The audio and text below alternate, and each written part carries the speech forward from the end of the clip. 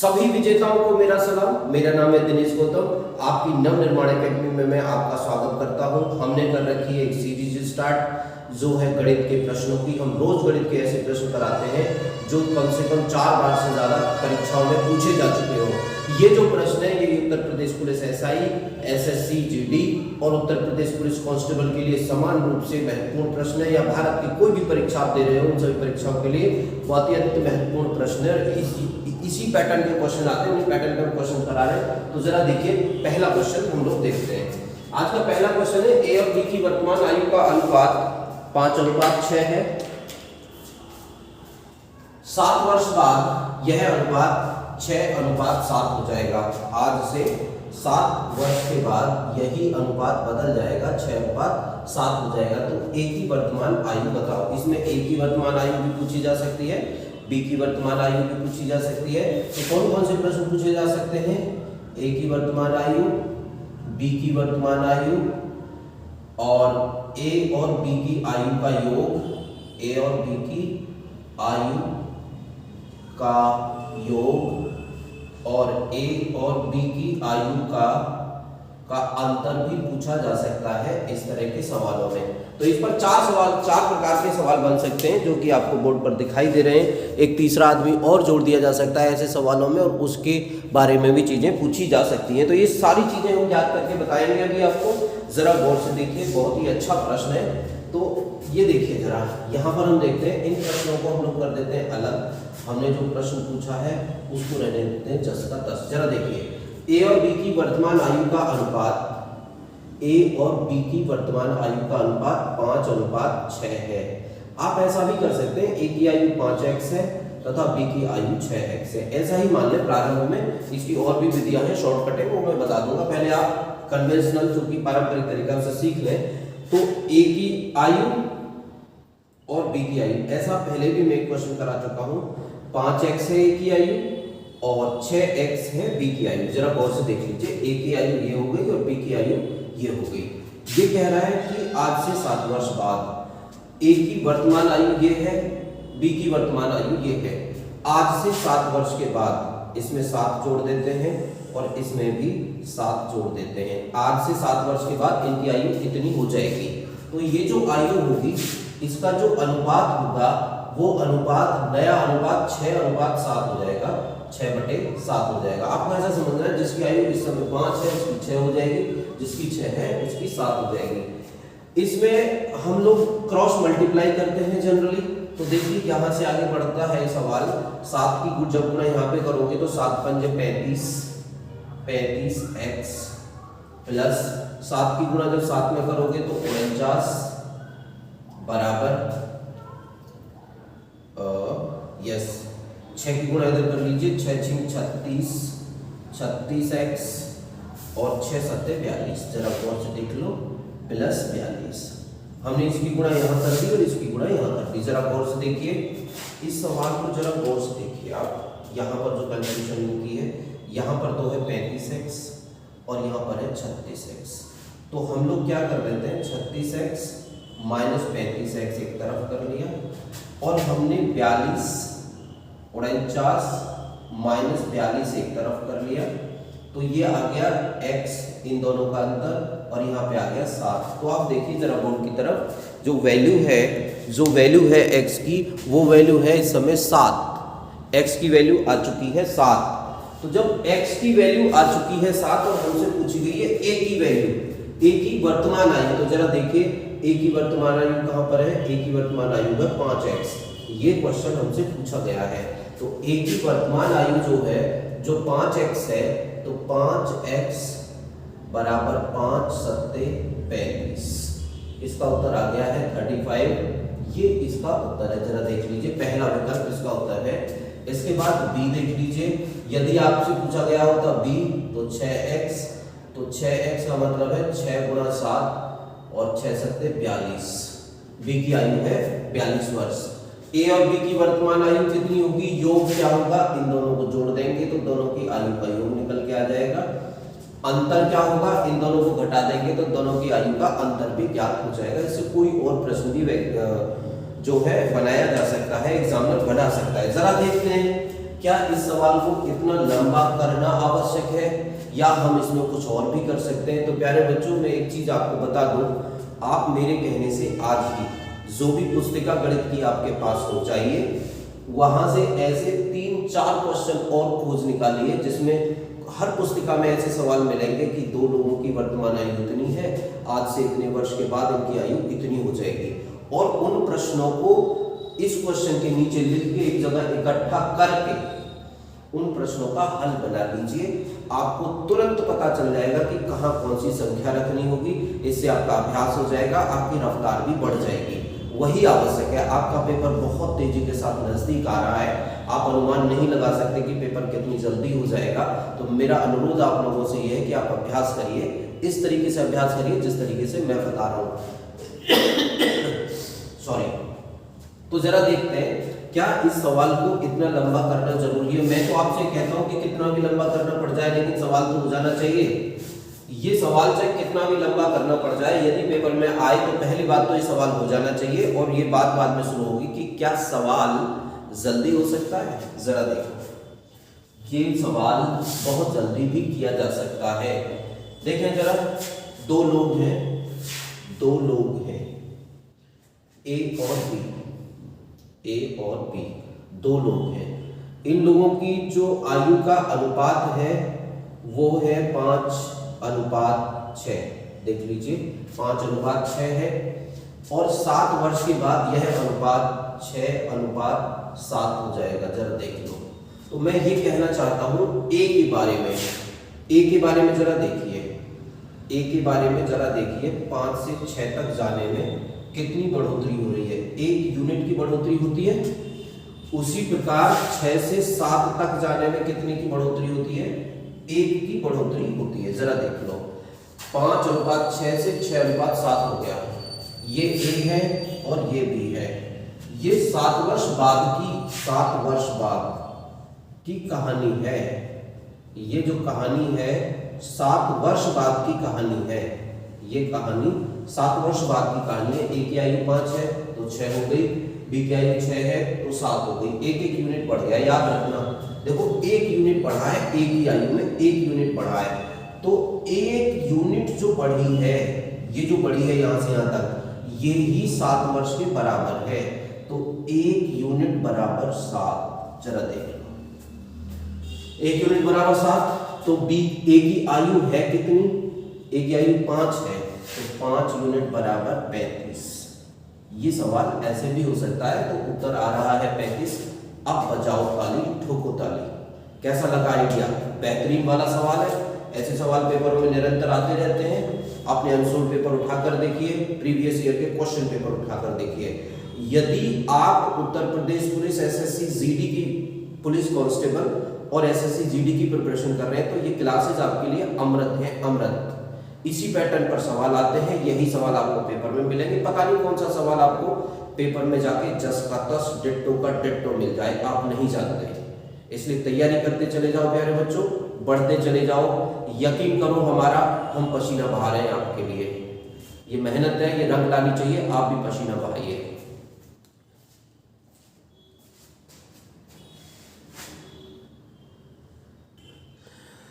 देखिए, बोर्ड पर आ गया है अगला वाला सवाल। सारे के सारे सवाल पेपरों में आते रहते हैं। ये एमटीएस का सवाल है, एसएससी एमटीएस में पूछा गया था हाल ही में। जरा देख लीजिए, ए किसी काम को 12 दिन में कर सकता है तथा बी उसी काम को 24 दिन में कर सकता है। यदि दोनों एक साथ काम करें तो काम कितने दिन में पूरा हो जाएगा? एकदम रबड़ी फलूदा, मक्खन मलाई सवाल।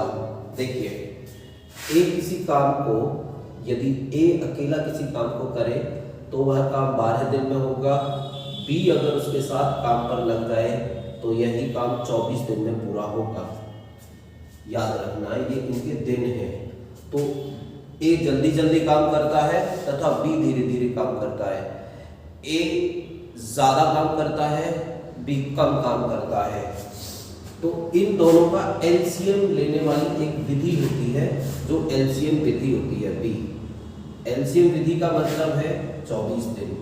एलसीएम विधि का मतलब है कि इनका एलसीएम 24 हो गया। आप ऐसा समझिए कि इन दोनों को मिलकर 24 कुर्सियां बनानी है। ये टोटल काम होते हैं इसे। एलसीएम लिया जाता है, ये एलसीएम होता है, एलसीएम, और इसको कहते हैं टोटल वर्क। टोटल वर्क पूरा काम है, ये इस आदमी का पूरा काम है। तो देखिए जरा टोटल वर्क का कंसेप्ट क्या है। टोटल वर्क का कंसेप्ट ये है कि यदि 24 कुर्सियां बनानी है, बी 12 दिन में, ए 12 दिन में करता है, तो 12 का जब इसमें भाग देंगे तो उत्तर 2 आएगा। इसका मतलब ये है कि ए एक दिन में 2 कुर्सियां बना सकता है।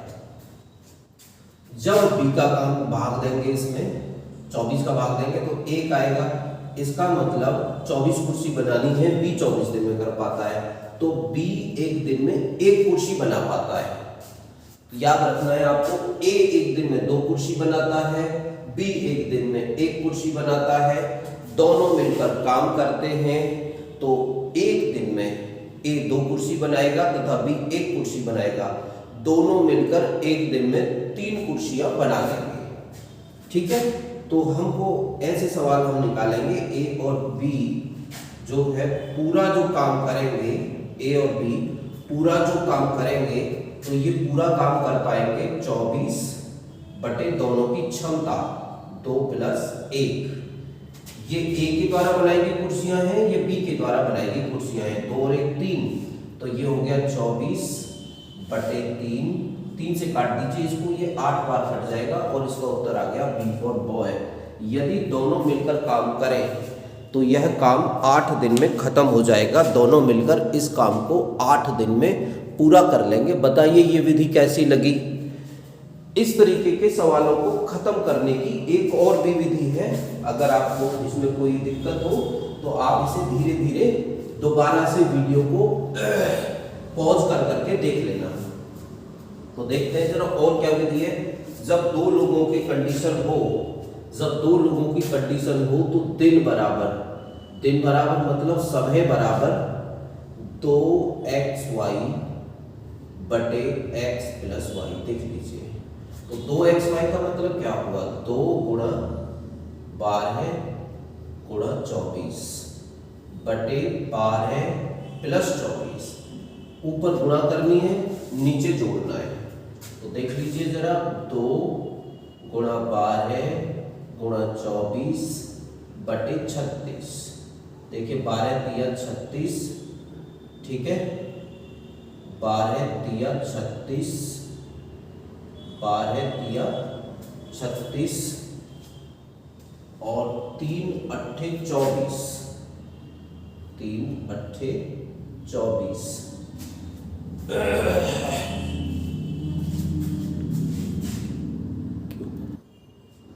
देखिए आप जरा सवाल को, तो एक बात का ध्यान रखना है, इसमें ये गलत लेके आया है 2xy बटे x + y, ये होता है xy बटे x + y, तो ये 2 नहीं आएगा और 8 दिया तो ये आ गया 8 पर। देख लीजिए, दोबारा से समझा देता हूँ, xy बटे x + y, तो यहाँ पे 2 नहीं है जो कि गलत लेके आया था।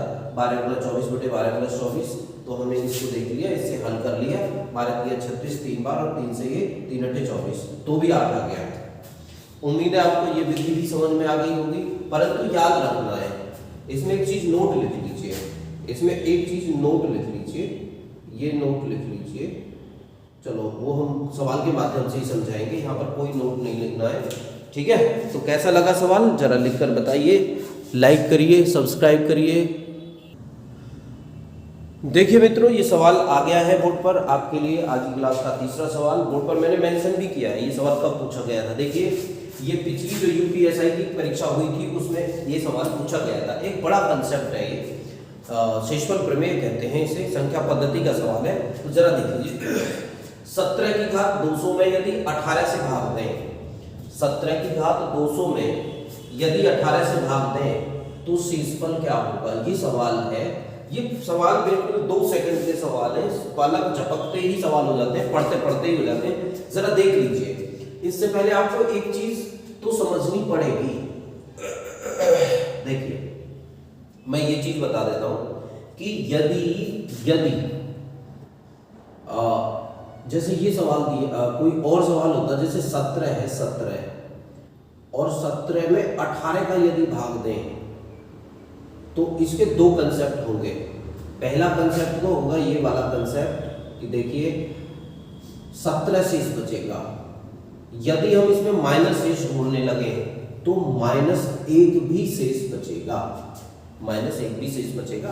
17 में यदि 18 का भाग दें, 17 में यदि 18 का भाग दें, 17 में यदि 18 का भाग दें तो 18 का भाग एक बार जा सकता है, परंतु शेष -1 बचेगा। ये शेष होगा, शेष -1 बचेगा। यही -1 की बात मैंने यहाँ पर की है, जो आपको ये नजर आ रहा होगा -1 का कंसेप्ट भी होता है। अब इससे आप कैसे समझ सकते हैं इस बात को? यदि शेष माइनस आता है तो हमको फाइनल शेष, असली शेष ज्ञात करने के लिए माइनस को 18 में से घटाना होगा।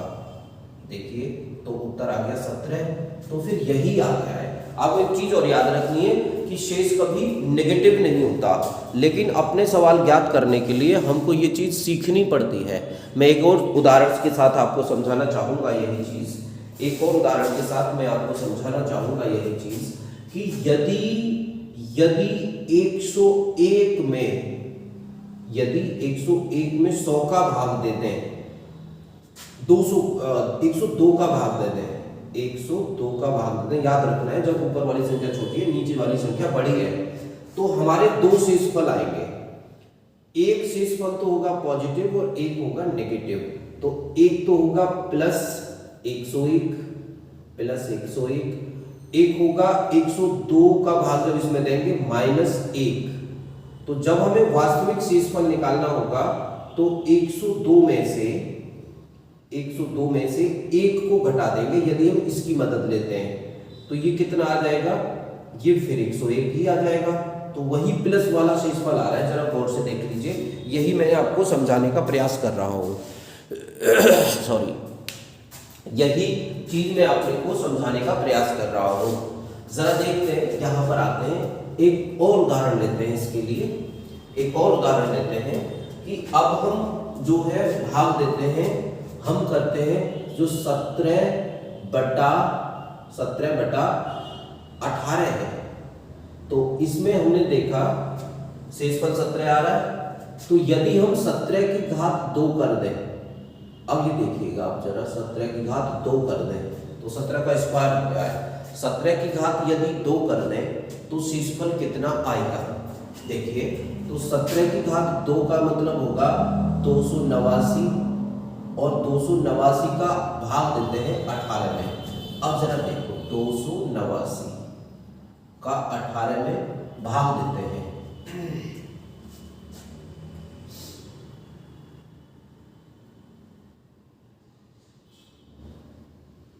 देखो 18 का भाग दीजिए, 18 एक बार जाएगा, यहां पर 10 बचेगा, 9 और उतार लिया, 18 सत्ते कितना होगा? 18 छिक्के 108। तो देखिए कितना बच रहा है? एक, ये एक शेष बचा, इतना शेष बचता है, जरा गौर से देख लीजिए इसके भाग में। अर्थात इसका मतलब क्या हुआ? जब हम यदि 17/18 करेंगे, हम यदि 17 गुणा 17 का भाग 18 में, 17 गुणा 17 में 18 का भाग देंगे, तो इसका मतलब क्या होगा? जब नेगेटिव शेष लेंगे तो यहाँ बचेगा -1 और यहाँ बचेगा -1, और जब हम -1 और -1 की गुणा करेंगे तो ये हो जाएगा 1। जरा देख लो, इस विधि से भी 1 आ गया है, ये वाला, इस विधि के माध्यम से भी 1 आ गया है, यही वाला देख लीजिए आप। ये जो उदाहरण मैंने बताया है, ये जो उदाहरण मैंने समझाया है, 17/18, 17 को 2 बार लिखा, अर्थात 17 की घात 2 किया हमने और दोनों विधियों से निकालकर इस शेषफल को हमने देखा। यदि ना समझ में आ रहा हो तो आप इसको 2-3 बार देख लेना। अब हम इस सवाल पर आते हैं। देखिए जरा, जो हमने अभी सवाल किया था कि 17 की घात 2/18, जरा देखो, तो यदि 17 में भाग दें 18 का तो या तो 17 आएगा या -1 आएगा। तो हम ले लेते हैं -1 आ गया, और घात कितनी है? घात है 2। ये घात 10 की 10 लगा देंगे तो जब -1 और -1 की गुणा होगी तो उत्तर आएगा 1। देख लीजिए, यही वो उत्तर है। अब आप बताइए, यदि ये सही है तो 17 की घात 200 हमने किया, 17 की घात हमने 200 किया और इसमें 18 का भाग दिया, तो अभी हम फिलहाल इसको भूल जाते हैं, 17 को घात को भूल जाते हैं, 18 का भाग 17 में देते हैं तो उत्तर आएगा -1। और जब -1 की घात 200 करेंगे तो ये क्योंकि घात सम है, तो सम की गुणा जब होगी तो उत्तर आएगा 1। देखिए, यही उत्तर है। बहुत देर से मैं यही समझाने का प्रयास कर रहा हूँ और मैं ये अनुमान लगा रहा हूँ, ये मैं उम्मीद कर रहा हूँ कि आपको ये सवाल बहुत अच्छी तरीके से आपके दिमाग में भर गया होगा। यहाँ पे मैंने लिखा भी है कि ये पिछली बार उत्तर प्रदेश पुलिस SI के पेपर में पूछा गया था सवाल, और ये याद रखना कि ये कांस्टेबल के पेपर में नहीं पूछा जा सकता, ऐसा नहीं हो सकता, ऐसा नहीं कह रहा हूँ मैं। ये बहुत ही सामान्य सवाल है, ये बहुत ही एकदम से इस पर प्रमेय से संबंधित मूलभूत प्रश्न है, यहाँ से बहुत बड़े बड़े प्रश्न बन सकते हैं। तो ऐसे सवालों को मैंने आपसे कोशिश की है, आपकी किताब में यदि ऐसे सवाल हो तो उन सवालों को एकत्र करके इसके नीचे रख के 4-5 सवाल और लिख के उनके सॉल्यूशन निकाल लीजिए। यदि आप नहीं निकाल पाते हैं तो हमसे आकर पूछ लीजिए या फिर हमारे नीचे कमेंट में लिखकर भेज दीजिएगा, हम उनके सॉल्यूशंस आपको भेज देंगे। तो कैसा लगा सवाल? यदि आपको अच्छा लगा सवाल तो एक थंब लगाकर भेजिए जरा। देखिए, ये फिर आ गया है एक बेहतरीन वाला सवाल। बेहतरीन वाला सवाल क्यों है आप करके देख लो, क्यों है बेहतरीन वाला सवाल। पेपर में आए हुए सवाल हैं ये सब के सब, मैं आपको बताता रहता हूँ कि ये कौन कौन से पेपर में आए हैं। तो मैं फिर एक बार बता देता हूँ, ये क्वेश्चन सीपीयू की परीक्षा का है, SSC ने कराया। ये क्वेश्चन है सीपीयू की परीक्षा का, वर्गमूल वाले सवालों में से ये सवाल है। तो इस सवाल में से कौन कौन सी संख्या इसका उत्तर हो सकती है, ये सवाल हमें निकालना है। आइए हम और आप मिलकर इस सवाल को करते हैं। अब यदि आपको लगता है कि आप ये सवाल कर पाएंगे तो वीडियो को पॉज करिए, पॉज करके इसका उत्तर मुझे लिखकर भेजिए और तब चेक करिए कि आपका उत्तर क्या होगा। आइए देखिए, सबसे पहले तो ये देखते हैं और फिर √7 है, तो √7 का तो हम वर्गमूल निकाल नहीं सकते, हम निकालेंगे 40√32 का वर्गमूल। तो कई सारी विधियों के माध्यम से मुझे ये पता चल गया है शुरू से ही कि ये किसी का भी पूर्ण वर्ग नहीं है। तो फिर क्या है, आइए इसकी जांच करते हैं। तो इसकी जांच इस प्रकार से होगी, 40/32, 40/32, इसे 4 से काटिए। 4 से जब काटोगे तो 10 बार कटेगा और 8, देखिए 4×8 = 32, ये इतनी बार कट गया। अब फिर इसे 4 से काट लेते हैं। 4 से जब काटेंगे तो 4 दूनी 8, 2 20, 4 पंजे 20 और 4 दूनी 8। जरा गौर से देख लीजिए इस सवाल को, 4 दूनी 8, 2 बचा और 2 20, 4 पंजे 20। अब फिर इसे 4 से काट लीजिए, ये 4 से और कट सकता है, 4 6 24 और 4 दिया 12। अब ये 4 से नहीं कटेगा। अब इसको 9 से काट लीजिए, 9 7 63, यही मुझे चाहिए था, मुझको मालूम था अगर अकेला 7 यहाँ पर है तो ये कहीं और भी अवश्य होगा। तो जरा देखिए सवाल को, हम क्या कर पाएंगे इस सवाल में, हम क्या कर पाएंगे इसके प्लेस पे, इस संख्या के प्लेस पे हम ये लिख पाएंगे कि 4 गुणा 4 गुणा 4 गुणा 9 गुणा 7 और गुणा √7। जरा देख लीजिए, ये और ये अलग लिखा हुआ है। तो हमको एक चीज की यहाँ पे जानकारी होती है कि एक तो इसका जोड़ा बन रहा है, तो यदि इसका जोड़ा बन रहा है तो इसकी वैल्यू तो 4 आ जाएगी। ये अकेला है तो इसकी वैल्यू 2 आ जाएगी। ये 9 अकेला है तो इसकी वैल्यू 3 आ जाएगी। और ये √7 और √7 है तो इसकी वैल्यू आ जाएगी 7। इसकी वैल्यू 3 आएगी, ये 3 आएगी। देख लीजिए अब सवाल कितना हो गया, 4 दूनी 8, 8 दिया 24 और 24 सत्ते 168, 168 ये आंसर आ चुका है। जरा देख लो बोर्ड पर, ठीक से देख लीजिए, इसका सॉल्यूशन देख लीजिए, आपको कैसा लग रहा है। इस सवाल को आप चाहें तो 2-2 के टुकड़ों में भी काट के बराबर काट के इस सवाल को करके देख सकते हैं। आपको ये सवाल कैसा लगा मुझे लिख कर भेजिएगा। देखिए दोस्तों, एक और खतरनाक सवाल आ गया है, बेहतरीन वाला सवाल, संख्या पद्धति का सवाल है। ये भी सवाल पेपर में मिलते हैं और ये तो पेपर में आया हुआ ही सवाल है।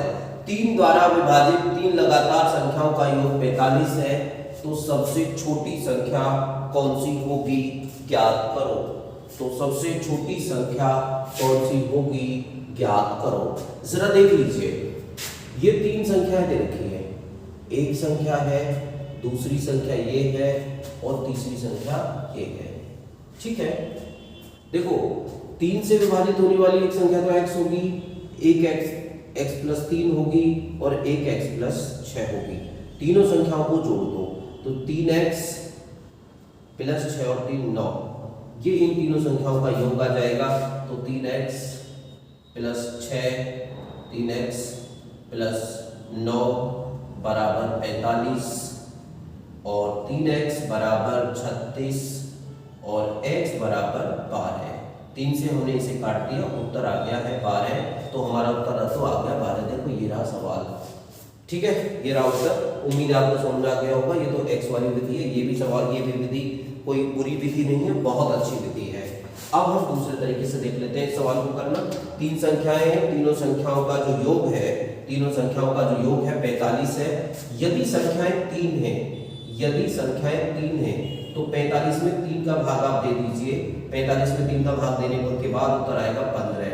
अर्थात ये बीच वाली संख्या है जो 15 आ रही है। तो ये 3 से विभाजित होती है। याद बताइए, 15 से पहले 3 से कौन सी संख्या विभाजित होगी, तो 12। और 15 के बाद कौन सी संख्या होगी जो 3 से विभाजित होगी, वो 18। तो हमसे पूछी गई है सबसे छोटी संख्या, ये 12 है। आ गया उत्तर, खत्म सवाल। बीच की संख्या भी पूछी गई है, नोट कर लेना। ये सवाल नोट कर लेना, कांस्टेबल के सवालों में तो सब बीच वाली संख्या भी पूछी जाती है। बीच वाली संख्या क्या होगी, नोट कर लेना। बीच वाली संख्या क्या होगी, बीच वाली संख्या क्या होगी, ये भी प्रश्न पूछा जाता है। तो बीच वाली संख्या तो सीधा होगा 45/3 बराबर 15। उत्तर आ गया बीच वाली संख्या। इसी से छोटी संख्या, बड़ी संख्या। तो मित्रों, बहुत सारी गणित की पहली वीडियोस हमारे चैनल पर पड़ी हुई है। यदि हमारा चैनल आप पहली बार देख रहे हैं तो उन वीडियोस को, गणित वालियों को जाकर देख लीजिए। संविधान हमने पूरा करा दिया है, पूर्ण संविधान की एक प्लेलिस्ट डाल रखी है जिसमें लगभग 30 से 40 वीडियोज है। सारा का सारा संविधान उत्तर प्रदेश पुलिस एसआई के लिए भी करा रखा है हमने, कांस्टेबल के लिए भी करा रखा है। 1 by 1 सारी वीडियोज कर देख लीजिए। इन सवालों की वीडियो बनाइए। चलिए वीडियो खत्म करते हैं। धन्यवाद। हिंदुस्तान जिंदाबाद।